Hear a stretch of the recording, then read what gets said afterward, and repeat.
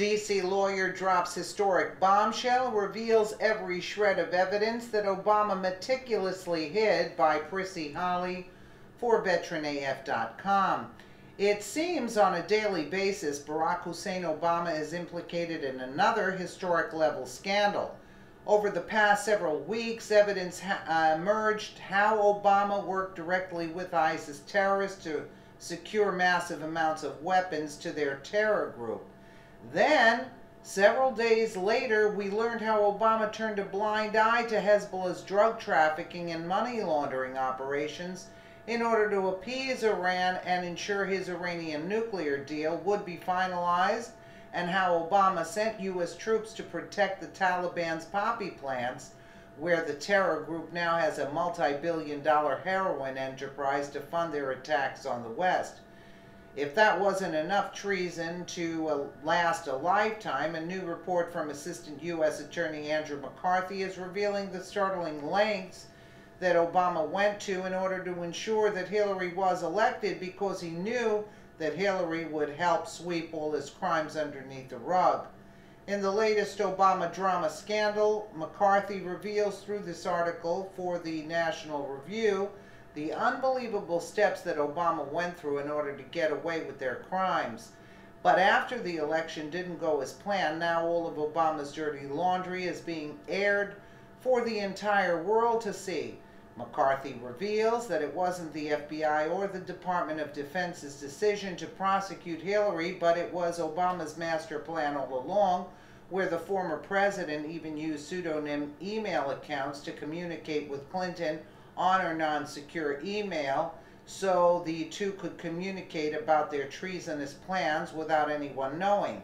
Former Assistant U.S. Attorney Andrew McCarthy contended in a recent opinion editorial that the inevitable decision not to prosecute Hillary Clinton for her use of a private email server during her tenure as Secretary of State was former President Barack Obama's call, not the FBI's and not the Justice Department's. Obama, of course, went on national television to lie his butt off, saying that he just found out about Hillary's non-secure server, which is complete BS, since he had been communicating with her through a secret identity through these channels. What's even more sick is that Obama had all his minions in place to safeguard all the treachery that was taking place. John Podesta, Hillary's campaign manager, even demanded that email exchanges between Obama and Hillary be held back, quote, citing ridiculous executive privileges that worked for a time. But unfortunately for the former traitor-in-chief, his massive whoppers set off a domino effect that's now helping expose the massive scandal that was until now kept under wraps.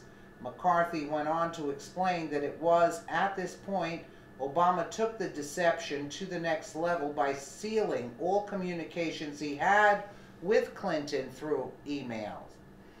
Obama had his email communications with Clinton sealed. He did this by invoking a dubious presidential records privilege. The White House insisted that the matter had nothing to do with the contents of the emails. Of course, rather, it was intended to vindicate the principle of confidentiality in presidential communications with close advisors. With the media content to play along, this had a twofold benefit.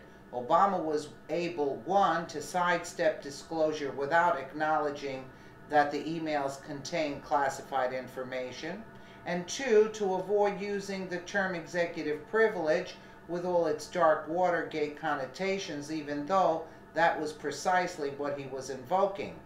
Note that claims of executive privilege must yield to demands for disclosure of relevant evidence in criminal prosecutions, but of course, that's not a problem if there will be no prosecution. After Obama tried desperately to hide his email traffic to Hillary by crafting the plot to not investigate her for her email scandals, that's when Comey began drafting his exoneration letters before he even interviewed key witnesses, as he knew full well that Hillary would never be prosecuted for her crimes. That's when the infamous tarmac meeting took place between Attorney General Loretta Lynch and Bill Clinton, where their final plans could be made in secret. McCarthy also touched on this in his article, saying, on July 1st, amid intense public criticism of her meeting with Bill Clinton, Attorney General Lynch piously announced that she would accept whatever recommendation the FBI director and career prosecutors made about charging Clinton. Then the infamous texts were sent between FBI agents Peter Strzok and Lisa Page, where they discussed how Lynch knows no charges will be brought. The very next day is when Hillary Clinton was interviewed by Strzok, which is documented below. Nick Short, Peter Strzok, a former deputy to the Assistant Director of Counterintelligence at the FBI, was removed from the staff of Special Counsel Mueller earlier this year after Mueller learned that Strzok had exchanged anti-Trump texts with a colleague. On July 2nd, 2016, Hillary Clinton was interviewed by FBI. Present for the interview were Clinton's attorneys as well as FBI Section Chief Peter Strzok. Right there. McCarthy went on. On the same day, according to a Strzok-Page text, a revised draft of Comey's remarks was circulated by Chief of Staff Jim Rybicki. It replaced, so that's why Rybicki stepped down. So right there.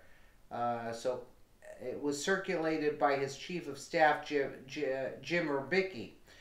It replaced the president with another senior government official. This effort to obscure Obama's involvement had an obvious flaw. It would practically have begged congressional investigators and enterprising journalists to press for the identification of the senior government official with whom Clinton had exchanged emails. That was not going to work. This is absolutely unbelievable. From day one, this entire debacle was not only intricately planned, but Obama and Hillary tirelessly worked every single detail, laying out the framework for two knowing they'd get exonerated for their crimes. That's why Obama sealed it. He told them to do it, and that's why Strzok was talking with Lisa Page, saying, Lynch is going to agree with this, and he locked up the files because it shows that he actually communicated with Hillary. And you know, the thing could be with the drugs and all, the money from the drugs. They could have been pocketing the money. They don't want, that's why they use the private email servers, the pseudo names and all of that, in order to be making money on the side. That's why all this was taken. You know, this runs so deep, it is unbelievable. But you see how slowly but surely information is coming out. Let me know what you guys think in the comments below. And again, thank you so much for watching.